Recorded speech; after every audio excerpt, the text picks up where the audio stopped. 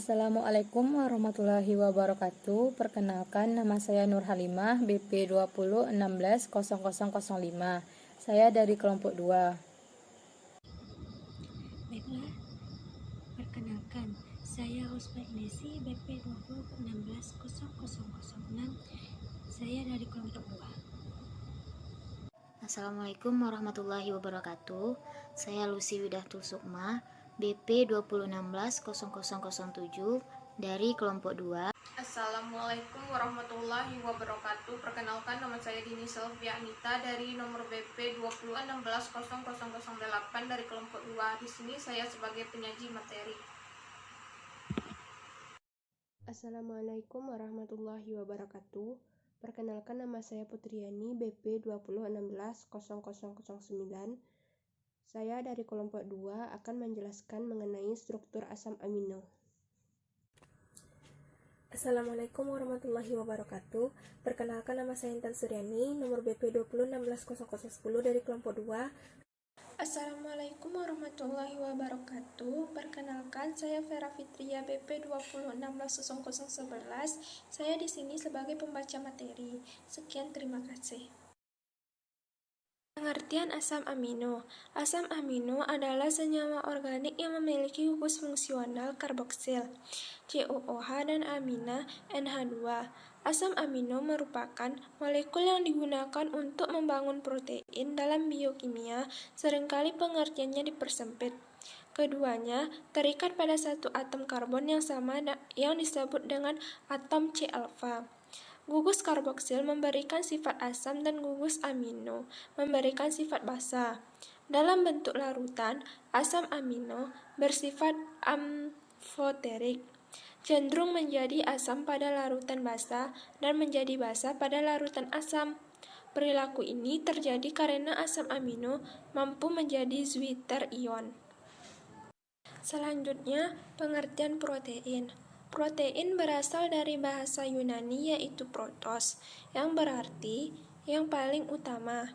Protein ditemukan oleh Johannes Jacob Berzelius pada tahun 1838. Protein adalah senyawa organik kompleks karbobor molekul tinggi yang merupakan polimer dari monomer asam amino yang dihubungkan satu sama lain dengan ikatan peptida. Molekul protein mengandung karbon, hidrogen, oksigen, nitrogen, dan kadangkala sulfur serta fosfor.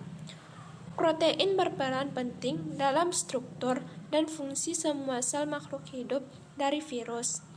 Kebanyakan protein merupakan enzim atau subunit enzim. Klasifikasi asam amino. Berdasarkan biosintesis, asam amino diklasifikasikan menjadi 3, yaitu asam amino esensial, asam amino non-esensial, dan asam amino esensial bersyarat.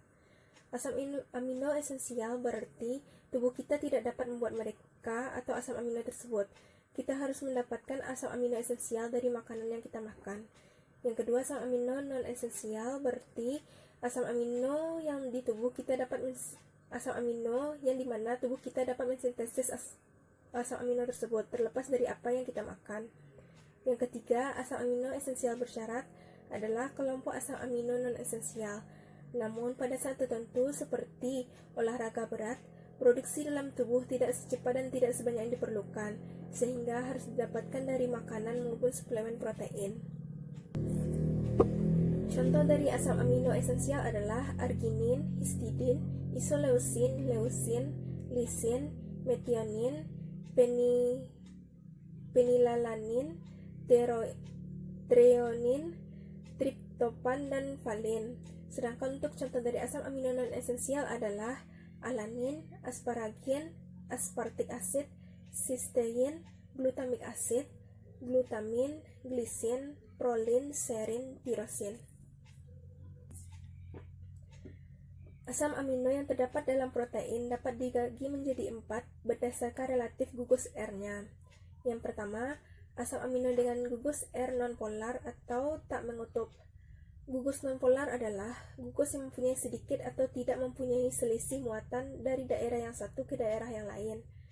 Golongan ini terdiri dari 5 asam amino yang mengandung gugus alifatik, yaitu alanin, leusin, isoleusin, valin, dan prolin, 2 dengan R aromatik, fenilanin dan triptopan, dan 1 mengandung atom sulfur, metionin. Yang kedua, asam amino dengan gugus R mengutuk tak bermuatan. Golongan ini lebih mudah larut dalam air dari golongan yang tak mengutuk, karena gugus R mengutuk dapat membentuk ikatan hidrogen dengan molekul air. Selain treonin dan tirosin, yang kekutupannya disebabkan oleh adanya gugus hidroksil yaitu OH- merupakan asam amino yang termasuk golongan ini. Selain itu, yang termasuk dalam golongan ini juga adalah asparagin dan glutamin yang kekutupannya disebabkan oleh gugus amida, serta cystein oleh gugus sulfhydryl. Yang ketiga, asam amino dengan gugus R bermuatan negatif atau asam amino asam. Golongan asam amino ini bermuatan negatif pada pH 6-7 dan terdiri dari asam aspartat dan asam glutamat yang masing-masing mempunyai 2 gugus karboksil. Yang keempat, asam amino dengan gugus R bermuatan positif yaitu asam amino basa.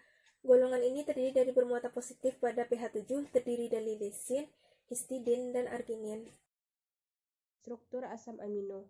Struktur asam amino secara umum adalah satu atom C yang mengikat 4 gugus, yaitu gugus amina NH2, gugus karboksil COOH atau hidrogen H, dan 1 gugus sisa R dari residu, atau disebut juga gugus atau rantai samping yang membedakan satu asam amino dengan asam amino lainnya. Atom C pusat tersebut dinamai atom Ca atau C-alfa sesuai dengan penamaannya senyawa bergugus karboksil, yaitu atom C yang berikatan langsung dengan gugus karboksil. Oleh karena gugus amina jika terikat pada atom C ini, senyawa tersebut merupakan asam A-amino. Asam amino biasanya diklasifikasikan berdasarkan sifat kimia rantai samping tersebut menjadi 4 kelompok. Rantai samping dapat membuat asam amino bersifat asam lemah, basa lemah, hidrofilik jika polar, dan hidrofobik jika non-polar. Akan menjelaskan tentang struktur protein. Ada empat struktur protein, antara lain 1 struktur primer, 2 struktur sekunder, 3 struktur tersier, 4 struktur kuaterner. 1. Struktur primer. Struktur primer adalah ikatan polipeptida. Struktur primer protein ditentukan oleh ikatan kovalen antara residu asam amino yang berurutan membentuk ikatan peptida. Struktur primer dapat digambarkan sebagai rumus bangun yang bisa ditulis untuk senyawa organik. 2. Struktur sekunder. Struktur sekunder ditentukan oleh bentuk rantai asam amino, yaitu lurus, lipatan, dan gulungan yang mempengaruhi sifat dan kemungkinan jumlah protein yang dibentuk. Struktur ini terjadi karena ikatan hidrogen antara O dari gugus karbonil C rangkap 2O dengan atom H dari gugus amino N rangkap 1H dalam satu rantai peptida. Kemungkinan terbentuknya konspirasi spiral yang disebut dengan struktur helix. 3. Struktur tersier. Struktur tersier ditentukan oleh ikatan tambahan antara gugus R pada asam-asam amino yang memberikan bentuk 3 dimensi sehingga membentuk struktur kompak atau padat suatu protein. 4.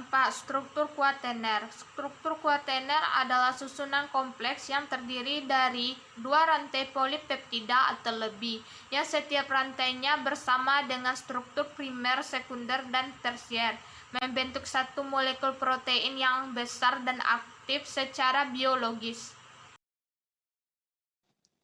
Selanjutnya itu sifat-sifat asam amino. Yang pertama, sifat amfoter. Gugus fungsional pada asam amino yaitu karboksil dan amina. Keduanya ini mempengaruhi sifat keasaman asam amino. Dengan demikian, asam amino dapat bereaksi dengan asam maupun basa, sehingga dikatakan bersifat amfoter. Sifat amfoter ini yaitu Jika direaksikan dengan asam, maka asam amino akan menjadi kation. Jika direaksikan dengan basa, maka asam amino akan menjadi anion. Yang kedua yaitu ion zwitter. Pada asam amino, ada gugus yang dapat melepaskan ion H+ dan juga menerima ion H+.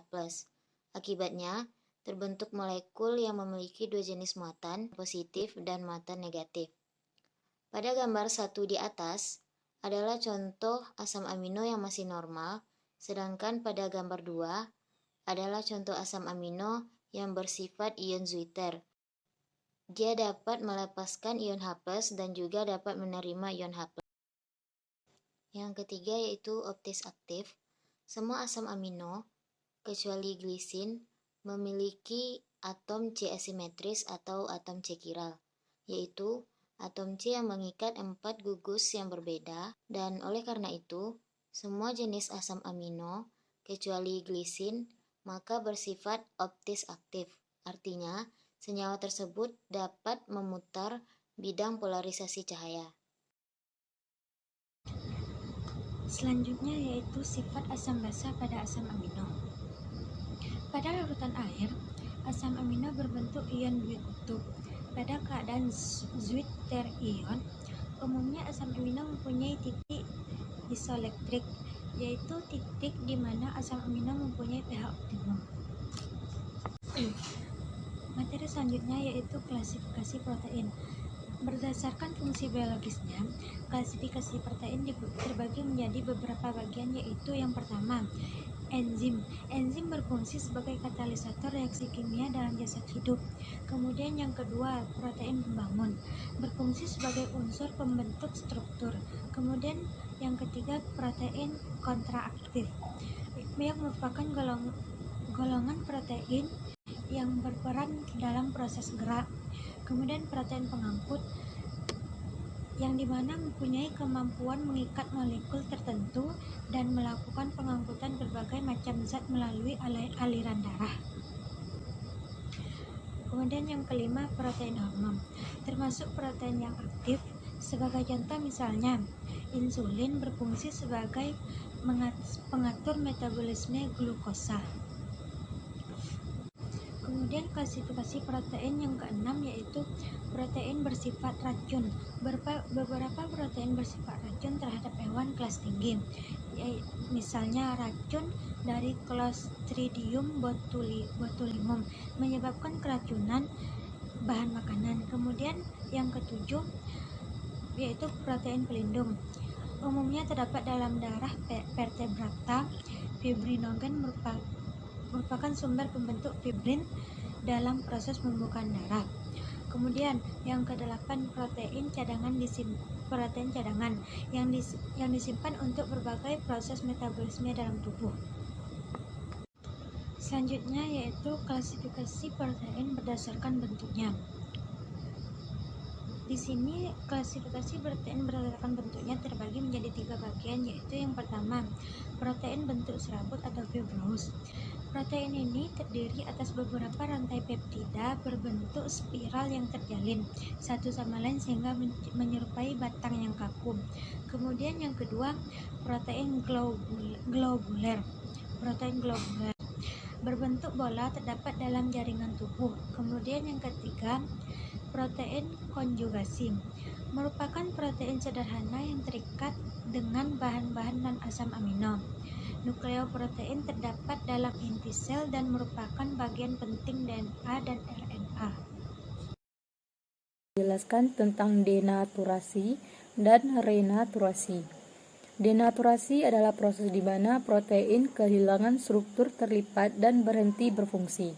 Denaturasi protein terjadi ketika protein kehilangan struktur kuartener, tersier, dan sekunder. Pada dasarnya, protein menjadi membuka lipatan dan berhenti berfungsi. Denaturasi protein adalah penyebab oleh beberapa stres eksternal. Penyebab utama denaturasi protein mencakup paparan asam, basa, garam anorganik, pelarut, atau panas. Sebelumnya, mungkin kita pernah menggoreng telur, mungkin. Bila Anda menempatkan telur dalam panci memiliki kuning telur cerah dikelilingi oleh protein yang jelas dikenal sebagai albumin. Juga dikenal sebagai putih telur. Ketika telur terkena panas, dalam panci albumin cepat berubah menjadi putih. Hal ini terjadi karena denaturasi protein bila terkena panas. Pernahkah Anda mengalami demam? Demam adalah baik karena mereka memberi kita sesuatu yang salah dalam penyerbu asing dalam tubuh. Namun, demam yang ekstrim bisa sangat berbahaya karena dapat menyebabkan protein dalam tubuh kita untuk mulai terdenaturasi. Demam dari 104 derajat atau lebih besar dapat menyebabkan denaturasi protein akan mulai pada tubuh. Akhirnya, penting untuk dicatat bahwa sebagian besar protein denaturasi adalah permanen. Namun demikian, beberapa protein yang dapat melipat kembali dalam proses yang disebut renaturasi.